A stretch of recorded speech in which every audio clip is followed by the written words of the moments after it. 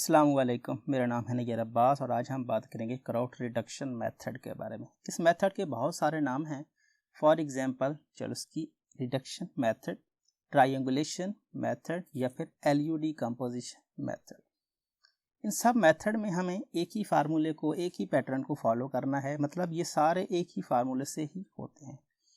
तो बेसिकली जो मेथड है ये हमारे पास लीनियर सिस्टम का सॉल्यूशन सेट फाइंड करने के लिए इस्तेमाल होता है। तो सबसे पहले हम देखते हैं कि हमें जो लीनियर सिस्टम गिवन है वो क्या है। तो हमारे पास जो लीनियर सिस्टम गिवन है वो है 5x1 - 2x2 + x3 which is equal to 4। Similarly हमारे पास दो इक्वेशंस और हैं। तो सबसे पहले हम इसको मैट्रिक्स फॉर्म में कन्वर्ट करेंगे। सो मैट्रिक्स फॉर्म में कन्वर्ट करने के लिए हम क्या करेंगे, हमारे पास जो वेरिएबल्स हैं उनके कॉन्स्टेंट्स को, उनके कोएफिशिएंट्स को एक अलहदा मैट्रिक्स में लिखेंगे और हमारे पास जो वेरिएबल्स हैं उनको एक अलहदा मैट्रिक्स में लिखेंगे और लास्ट पे हमारे पास जो इक्वल टू की दूसरी साइड पे आ रहे हैं मतलब कांस्टेंट्स, उनको एक अलहदा मैट्रिक्स में लिखेंगे। तो इस तरह से हम एक मैट्रिक्स फॉर्म में जनरेट कर लेंगे अपनी इक्वेशंस को। ये हमने बना ली। सबसे पहले हमने क्या करना है, हमने सिर्फ जो हमारे पास वेरिएबल वाला मैट्रिक्स था उसको उठा लेना है, बाकी हमारा उसको हम साइड पे करते हैं, बाद में यूज़ करेंगे। लेकिन अभी हम क्या करेंगे, इसको आप इस तरह से लिख सकते हैं कि जो हमारे पास कोएफिशिएंट का मैट्रिक्स बनेगा A, जो कि ये है आपके पास, और आपके पास x जो है वो आपके पास बनेगा x1, x2 एंड x3। ये मैट्रिक्स आपका बनेगा।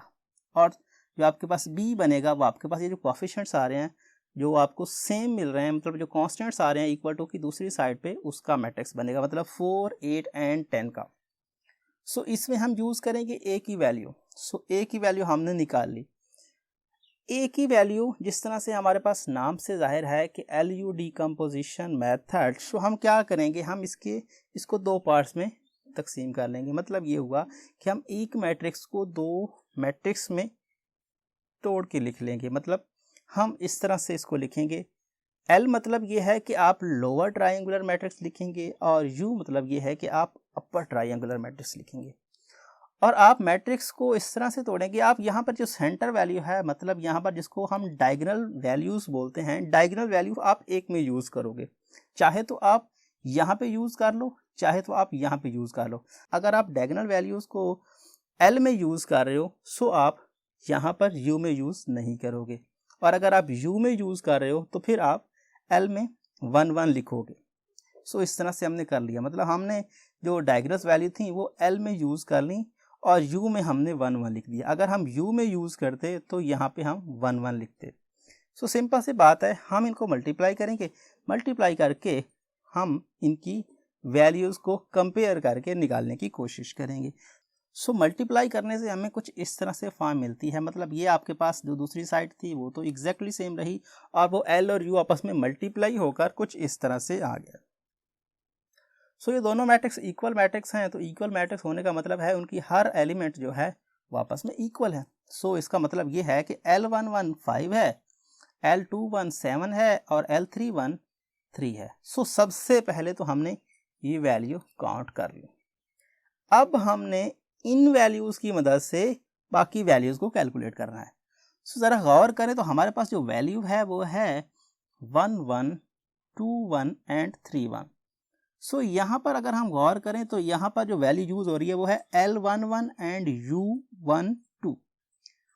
L11 हमारे पास है, L11 यूज़ करेंगे यहाँ पे और दूसरी साइड पे ये इक्वल होगा -2 के, तो यहाँ से हम U12 की वैल्यू को निकालेंगे। सिंपल सी बात है, हम यहाँ पे लिख सकते हैं कि L11 U12 which is equal to -2, क्योंकि इक्वल मैट्रिक्स हैं तो हर एलिमेंट्स इक्वल होगा। ये इसके एलिमेंट के इक्वल है। यहाँ पर L11 की वैल्यू हमारे पास है जो कि 5 है। 5 जो है यहाँ पे इधर जाएगा तो डिवाइड हो जाएगा, मतलब U12 which is equal to -2/5। इस तरह से हमने ये वैल्यू निकाली। एग्जैक्टली हम यहाँ पे जाएंगे, नेक्स्ट इस तरफ मूव करेंगे, इस तरफ मूव करेंगे तो यहाँ पर है L11 U13। L11 हमारे पास है, U13 जिस तरह से हमने U12 निकाला U13 निकाल लेंगे, ये वैल्यूज भी हमारे पास आ जाएंगी। नेक्स्ट हम मूव करेंगे हम इसकी तरफ। अब यहाँ पे गौर करें कि L21, U12 एंड L22 है। ठीक है, हमारे पास क्या वैल्यू है, L21 की वैल्यू हमारे पास है एग्जैक्टली यहाँ पर हमने L21 की वैल्यू निकाली हुई है। U12 की वैल्यू हमने यहाँ से निकाली है। ठीक है, सो U12 की वैल्यू हमने यहाँ से निकाली और L21 की वैल्यू हमें यहाँ से मिली। तो इसका मतलब इन दोनों के प्रोडक्ट हम निकालेंगे, प्रोडक्ट को उधर लेके जाएंगे, नेगेटिव करेंगे, किससे, इससे 1 माइनस इन दोनों का प्रोडक्ट करेंगे तो हमें L22 की वैल्यू मिलेगी। तो इसका मतलब हमने इसमें से L22 की वैल्यू भी निकाल ली। अब हमें इस तरफ मूव करना है या इस तरफ मूव करना है, अब हम डिसाइड करते हैं। देखें ज़रा कि हमारे पास जो वैल्यूज़ हैं हम उसकी मदद से नेक्स्ट को निकालना है, हम किस तरफ जाएंगे। पहले हम जाते हैं यहाँ पे नीचे। ठीक है, नीचे जाते हैं जी। यहाँ पे हमें किस किस की ज़रूरत है, 3 1 की, जो कि हमारे पास हो गया।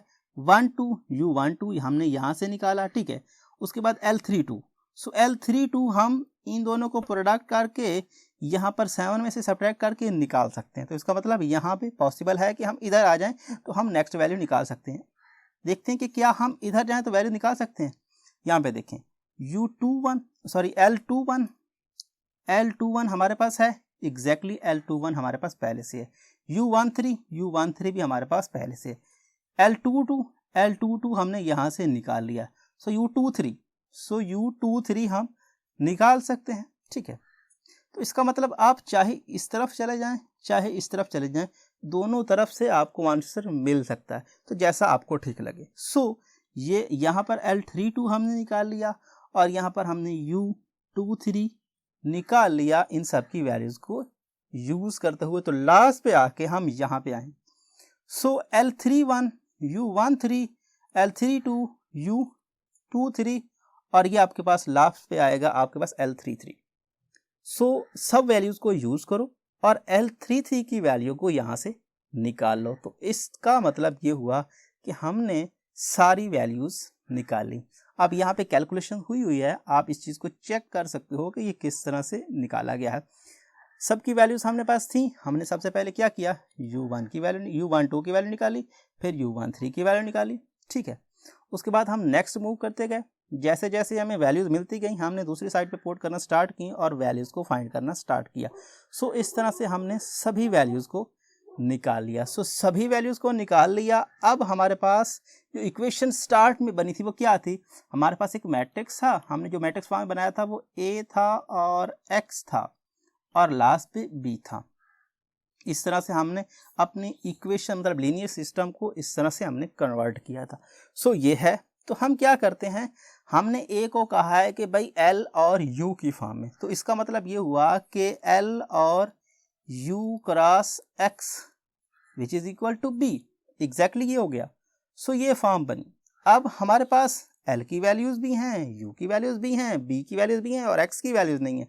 तो हम पहले क्या करते हैं, हम ये करते हैं कि हमें 3 मल्टीप्लाई करना पड़ेंगे। इससे बेहतर है हम क्या करें, इसको एक थर्ड मैट्रिक्स में लिख देते हैं। मतलब U और X को हम एक थर्ड जो आपका मैट्रिक्स है वो लिखते हैं।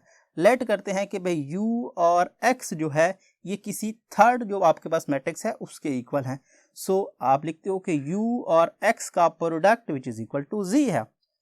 सो इसका मतलब ये हुआ कि L और Z which is equal to B, क्योंकि आपने दोनों को किसी एक के इक्वल रख लिया, क्योंकि जब हम 3 को प्रोडक्ट करेंगे तो थोड़ा सा मुश्किल हो जाएगा। सो बेहतर है हम कि किसी 2 को एक के इक्वल रख के फिर उसको फर्दर से सॉल्व करें, क्योंकि वो सिंपल हो जाएगा। पहले 2 ही को मल्टीप्लाई करना पड़ेगा। सो हमने क्या किया, U और X को Z के इक्वल रखा। सो U X Z के इक्वल हुए तो यहाँ पर आप L Z लिख सकते हो which is equal to B।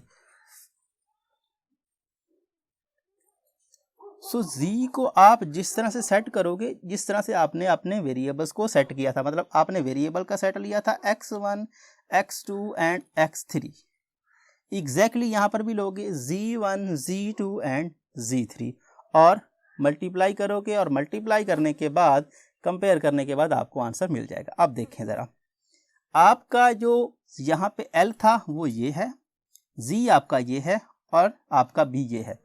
So L की वैल्यूज़ आपने सभी निकाली हुई हैं। सो वही आप पुट कर दो। सो एल की वैल्यूज आपने सभी पुट कर दी तो आपको ये मैट्रिक्स मिला। जी की आपके पास वैल्यूज हैं नहीं और बी आपने यहाँ से निकाल लिया। सो प्रोडक्ट करोगे, प्रोडक्ट करने के बाद आप कंपेयर करोगे तो यहाँ से आप जी की वैल्यूज को निकाल पाओगे। सिंपल है, बहुत ही सिंपल है। अब देखें ज़रा इसको मल्टीप्लाई कैसे करना है। 5 को मल्टीप्लाई करेंगे Z1 से तो 5Z1 हो जाएगा और बाकी 0 तो 5Z1 which is equal to यहाँ पे 4 आ जाएगा। So 5Z1 which is equal to 4 first equation बन गई। अब सेकंड में सेकंड को मल्टीप्लाई करोगे यहाँ पर Z1 से, सो 7Z1 प्लस यहाँ पे 19/5 क्रॉस Z2 और ये 0 इससे मल्टीप्लाई होगा तो ये तो 0 आ जाएगा। मतलब यहाँ पे जस्ट दो वैल्यूज होंगी 7Z1 plus 19/5 Z2 which is equal to 8 क्योंकि दूसरी साइड पे खड़ा है 8। सो कंपेयर करेंगे तो 8, यहाँ से हम Z2 की वैल्यू को निकालेंगे क्योंकि Z1 की वैल्यू हम पहले से निकाल चुके हैं। इन द सेम केस हम थर्ड को मल्टीप्लाई करेंगे तो 3Z1 41/5 Z2 एंड 327/19 Z3 आ जाएगा।